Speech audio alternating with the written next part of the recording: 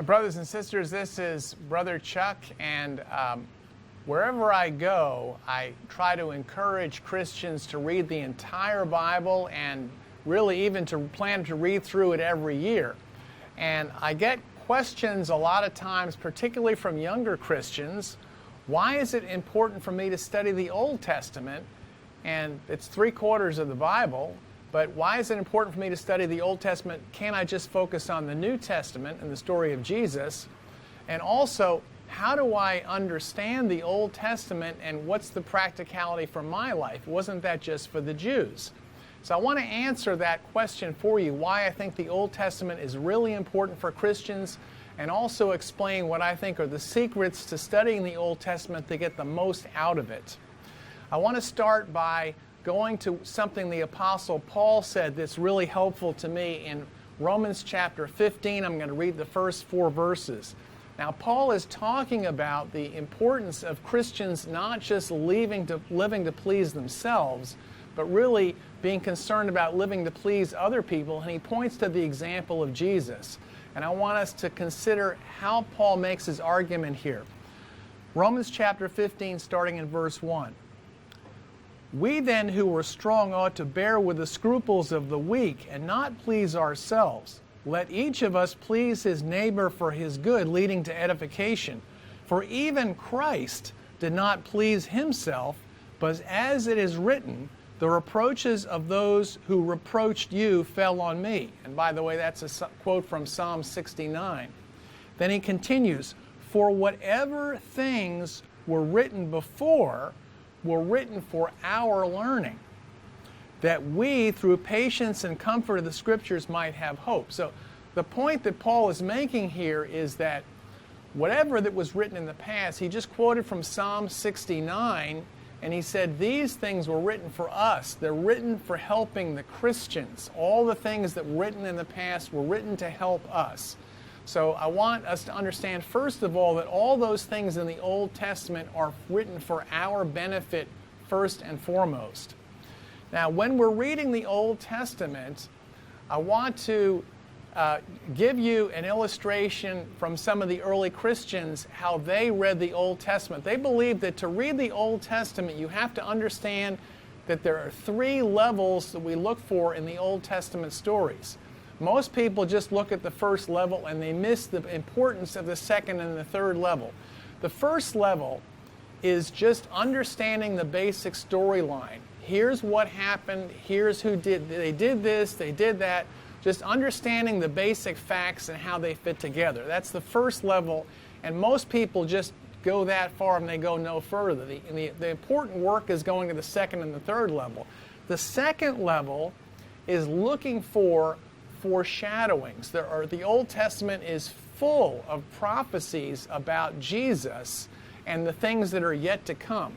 So when we're reading the story in the first level, after we understand the facts and how they fit together, then we want to ask ourselves, is there something about Jesus that is hidden in this story here? Something to learn about Jesus. And then the third level after that is considering, is there some lesson spiritually for my own life that applies here today that I should take to heart?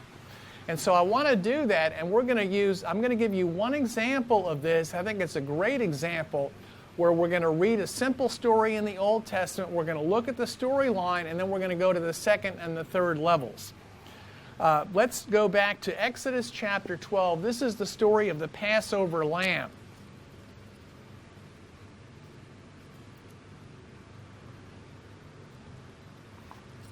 In Exodus chapter 12,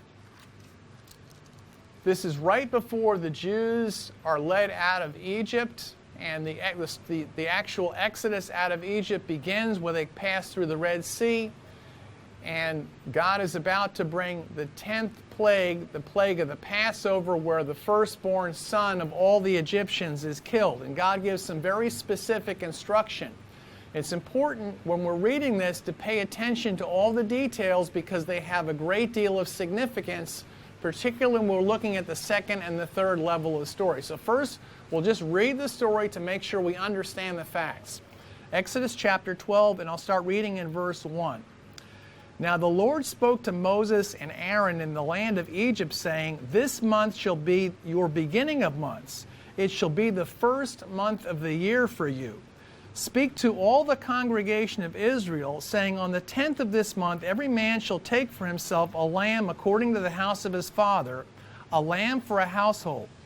And if the household is too small for the lamb, let him and his neighbor next to his house take it according to the number of the persons. According to each man's needs you shall make your count for the lamb. Your lamb shall be without blemish, a male of the first year. You may take it from the sheep or the goats. Now you shall keep it until the 14th day of the same month. Then the whole assembly of the congregation of Israel shall kill it at twilight. And they shall take some of the blood and put it on the doorposts of the lintels of the houses where they eat.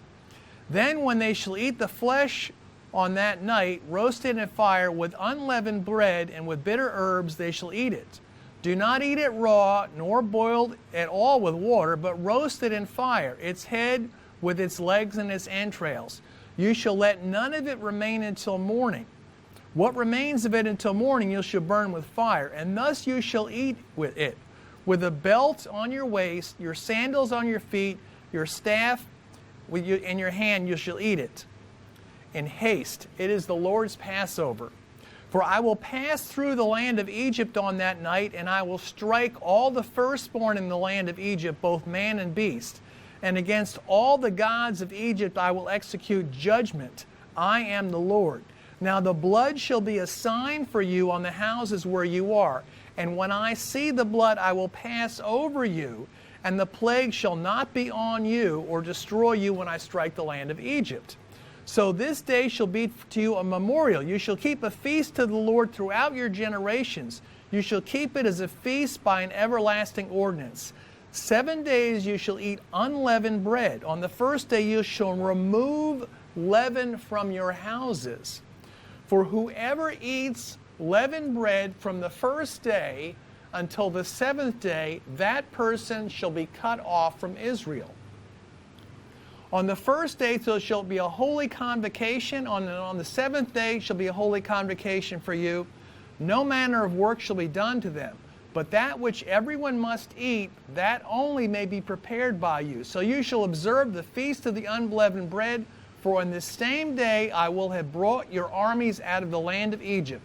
Therefore you shall observe this day throughout your generations as an everlasting ordinance. In the first month, on the 14th day of the month at evening, you shall eat unleavened bread until the 21st day of the month at evening. For 7 days no leaven shall be found in your houses, since whoever eats what is leavened, that person shall be cut off from the congregation of Israel, whether he is a stranger or native to the land. You shall eat nothing leavened. In all your dwellings you shall eat unleavened bread. And then let's continue down. Let's skip down to verse 43, where Moses is retelling the story, and he gives one more detail here. He says, And the Lord said to Moses and Aaron, This is the ordinance for Passover. No foreigner shall eat it, but every man's servant who is bought for money, when you've circumcised him, he may eat it. A sojourner and a hired hand shall not eat it. In one house it shall be eaten. You shall not carry any of the flesh outside the house, nor shall you break one of its bones. All the congregations of Israel shall keep it. So let's think about what we've read here. Let's make sure we understand the first level, just the facts. The first level here of the story, the facts of the story, he says, on the 14th day of the month, at twilight, you shall sacrifice a lamb, male, without defect, from among the sheep or the goats. And he says, you shall eat the flesh of the lamb that night, but don't break any of its bones. And then he says, you shall take some of the blood of the lamb, and you should put it on the lintels on the top of the doorway of the house, and then stay in the house. And then the angel of death will pass over the houses that have the blood of the lamb on the lintel of the doorway, but shall strike down and bring death into all of the other houses. And he warns the people that during the 7 days that they should eat, after that sacrifice, after 7 days, they eat no leavened bread. They get all the leaven, all the yeast out of the house, and for 7 days they eat only unleavened bread. And if anyone breaks that rule, they get cut out of Israel.